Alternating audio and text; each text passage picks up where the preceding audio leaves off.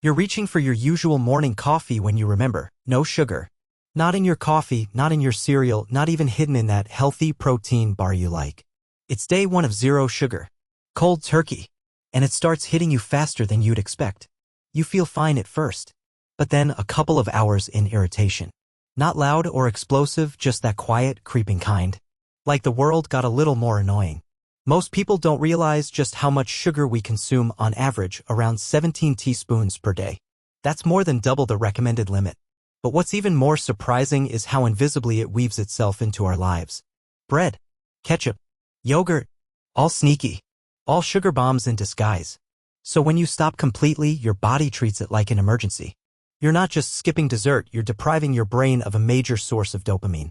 That feel-good chemical that sugar dumps into your system with zero warning and zero resistance. Without it, you're not just hungry. You're agitated, foggy, a little snappier than usual. Kind of like a phone that's lost 4G and is trying to run on old-school dial-up. It works, but not really. And the psychology of this withdrawal? That's where it gets weird. We don't just like sugar. We've kind of evolved to chase it. Ancient humans associated sweet with safety, ripe fruit meant energy, survival. So now, in a world of hyper-flavored everything, that craving instinct gets hijacked. You're not weak. You're wired. But somewhere around day 3 or 4, something begins to shift. Not massively. Not dramatically. Just slightly. A clearer head. Less of that dragging, I need a coffee now slump at 3 p.m. A little more control over when and what you eat. So what actually happens next? What's going on inside your body when sugar leaves the building, and what changes first? Your mood, your skin, or your energy? By day 5 or 6, something strange kicks in. The cravings are still there, but they're quieter. Not gone, just less pushy. You walk past a pastry shop and your brain still whispers, maybe just one, but your body doesn't lurch toward the glass. That's the beginning of neurochemical recalibration. Your dopamine receptors, which have been used to being bombarded by sugar highs, are slowly regaining sensitivity. Instead of needing a sugar explosion to feel good, now even smaller pleasures start to feel satisfying again. Like actual fruit. Or an uneventful Tuesday. Meanwhile, physically, your blood sugar levels stabilize. That means no more roller coaster of highs and crashes. You're no longer alternating between wired and wiped out like a malfunctioning vending machine. This is your body remembering how to regulate itself without constant artificial spikes.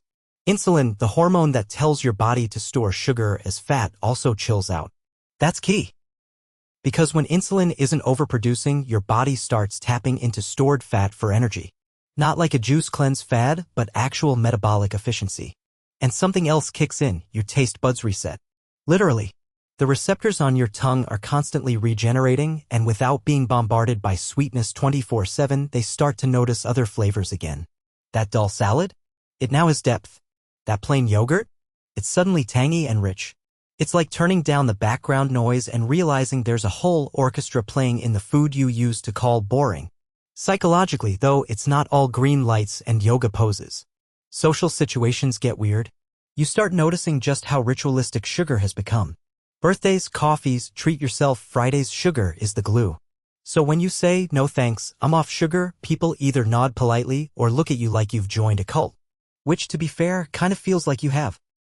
You're now part of the strange secret society of label checkers and ingredient detectives. But despite that, you're sleeping better. Your inflammation drops, so your body isn't constantly in a low-grade war zone. Joints ache less, skin might start clearing up, and your gut begins to feel peaceful. Like it's no longer hosting a rave at midnight. Still, there's a question. Is this just placebo? Are you really better off, or is your brain tricking you into feeling virtuous? More importantly, when does the real transformation hit, not just physically, but in how you think about food, reward, and control? Because around week 3, something happens that most people don't expect. It sneaks up on you around day 20. Not with fireworks or fanfare, but with this odd, almost uncomfortable calm. You realize you're no longer thinking about sugar. You're not resisting it, you're just not interested. That mental tug-of-war, that should I, shouldn't I, it's faded into the background. And in its place? A weird kind of freedom. This is what researchers sometimes call a dopamine rebalancing effect. Your brain, no longer stuck on the sugar-driven feedback loop, starts getting high on other things, finishing tasks, working out, even socializing.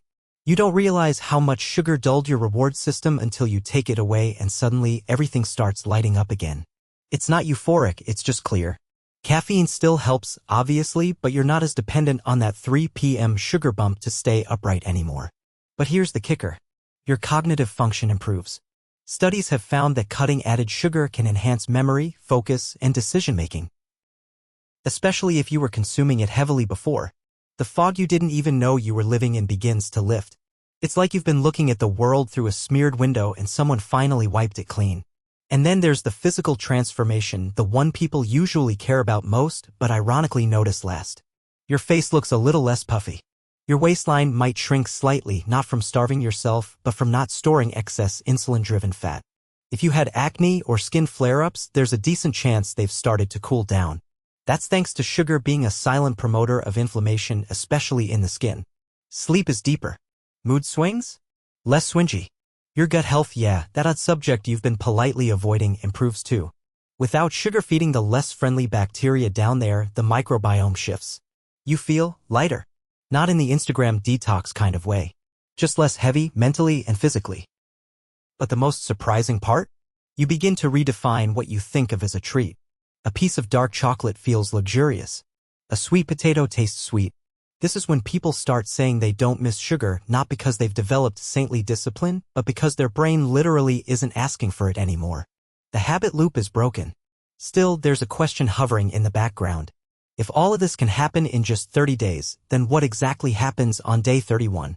Do you go back? Do you stay off it forever? Is there a middle ground? Let's wrap this up because the answer isn't just about sugar. It's about control. This is when people start saying they don't miss sugar, not because they've suddenly developed monk-level self-control, but because the craving itself just fizzles out. The brain isn't reaching for it anymore. The loop has been interrupted and your system, both mentally and physically, starts working with you instead of against you. This shift doesn't feel like a breakthrough. It feels subtle, quiet, like your body has remembered something it forgot. The reward is no longer in the rush, it's in the balance. You're not being good, you're just not exhausted from the cycle. And that's when you hit the mental fork in the road. What now? Do you celebrate your 30-day milestone with cake? Do you slowly reintroduce sugar in moderation? Or does it just stay out of your life the way a toxic ex does, something you remember fondly but don't need back?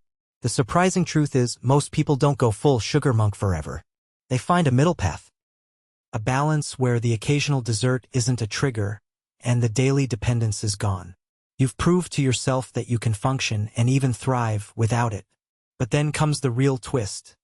Was this ever about sugar at all? Or was it always about how much control you really have, and what happens when you finally take the wheel back? Because now you know what it feels like to stop needing the sweet stuff. The only question left is, do you even want it anymore?